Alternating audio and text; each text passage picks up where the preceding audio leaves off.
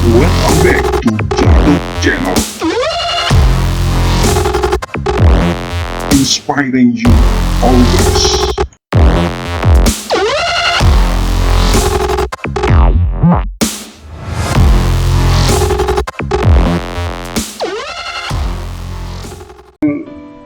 Hanya memiliki dua musim, yaitu musim hujan dan musim kemarau. Ini menjadi tempat yang paling nyaman di Indonesia. Musim kemaraunya juga nggak sampai panas banget. Victory Screech!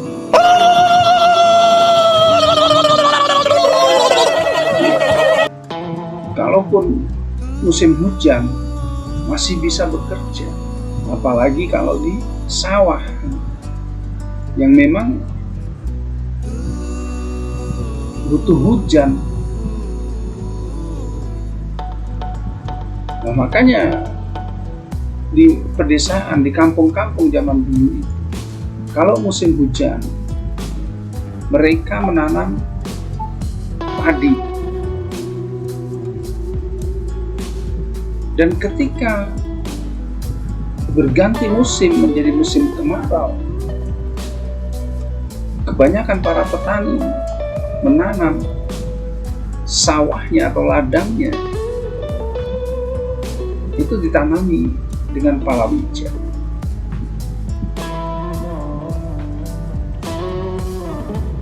Ada yang kacang-kacangan, ada jagung, cabai, tebu gitu.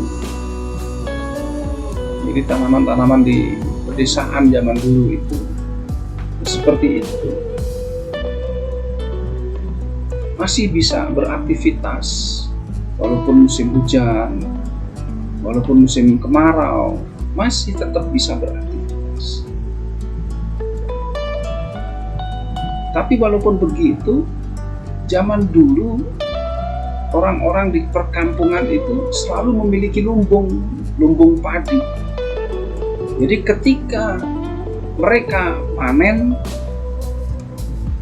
itu sebagian dijual, sebagian disimpan di lumbung.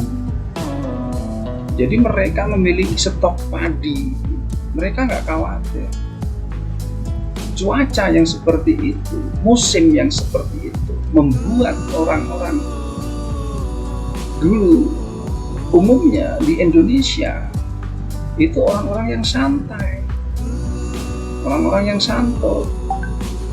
Ini berbeda ketika kita bandingkan dengan kehidupan orang-orang Jepang.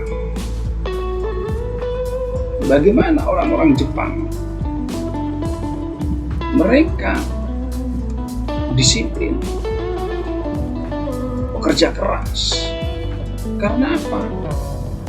Di Jepang itu ada beberapa musim. Yang pertama musim semi. Musim semi itu biasanya ditandai dengan berseminya bunga-bunga sakura. Setelah musim semi, ada musim gugur. Di musim gugur itu semua bunga-bunga sakura itu pada gugur. Selanjutnya ada musim panas. Setelah musim panas di Jepang itu musim dingin. Jadi ada 4 musim: musim semi, musim gugur, musim panas, dan musim dingin. Musim dingin ini biasanya terjadi di bulan Desember, Januari, Februari, 3 bulan. Dan ketika musim dingin, itu dinginnya nggak dingin biasa, tapi dinginnya dingin salju. Jadi praktis pada waktu dulu musim dingin, musim salju, itu mereka hanya mengurung diri di rumah. kurang lebih sekitar 3 bulan sekitar 3 bulan. Artinya dalam waktu 1 tahun bekerja, mereka hanya bisa bekerja 9 bulan.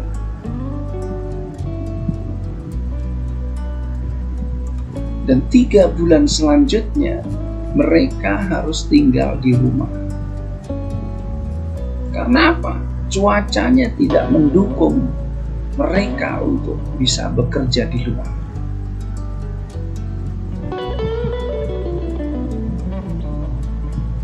Nah, artinya bagi penduduk Jepang pada waktu itu, dia harus menyisihkan stok makanan yang bisa membuat dia survive selama 3 bulan.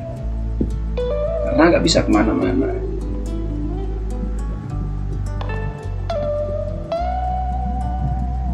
Nah, dari kondisi alam yang seperti itu, justru ada positifnya. Akhirnya orang-orang Jepang itu selalu berpikir keras, bagaimana cara supaya bisa mengoptimalkan waktu yang ada.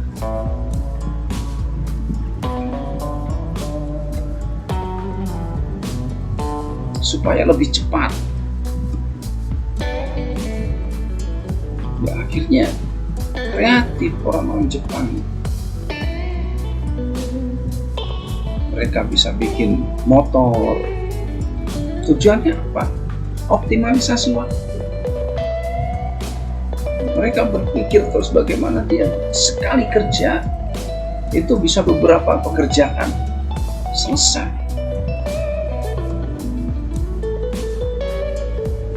Dan akhirnya mereka menemukan produk-produk seperti rice cooker, mesin cuci, ditemukan sama orang-orang Jepang,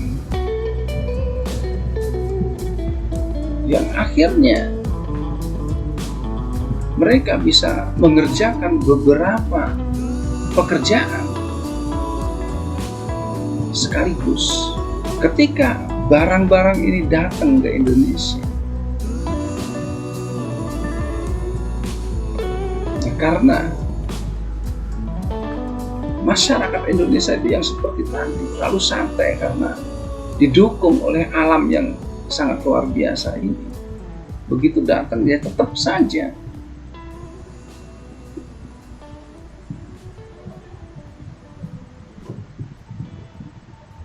akhirnya karena saking mudahnya orang Indonesia itu jadi malah entar aja. Ya, akhirnya semuanya numpuk. Semuanya pekerjaan numpuk. Karena apa? Karena tadi entar aja. Tetapi segi positifnya, orang-orang Indonesia ini jadi ramah-ramah. Seneng kumpul-kumpul, seneng ngobrol, santai. Berbeda dengan orang-orang Jepang. Orang-orang Jepang itu semuanya serba serius, serba disiplin, serius. Bahkan ketika mereka dalam melakukan satu rencana atau tugas, ketika gagal, bagi mereka seolah-olah semuanya sudah selesai. Maka dulu ada istilah namanya harakiri. Apa harakiri itu? Harakiri itu ketika mereka gagal, ya mereka bunuh diri. Karena bagi mereka ketika gagal sudah nggak ada harapan lagi. Beda dengan di Indonesia yang secara mayoritas itu belajar agama. Jadi agama yang dianut oleh orang-orang kebanyakan di Indonesia. Jadi ternyata kesuksesan itu bukan tujuan utama.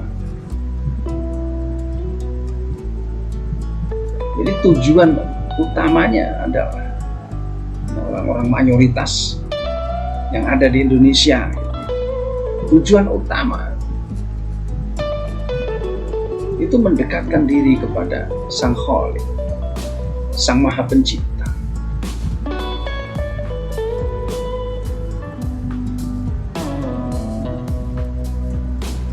Ketika dia melakukan sesuatu itu karena atas dasar melaksanakan perintah Sang Pencipta, maka semuanya menjadi enteng, menjadi kecil, tidak menjadi beban, walaupun itu gagal. Tapi ketika mereka melakukannya karena kecintaan kepada Sang Pencipta, justru itulah nilainya. Nah, ini kebalik dengan konsep yang dianut orang-orang Jepang. Kalau mereka sudah gagal, seolah-olah sudah tidak ada harapan. Ya sudah. Thank you for watching. Like, comment, and subscribe. Jaruk Channel.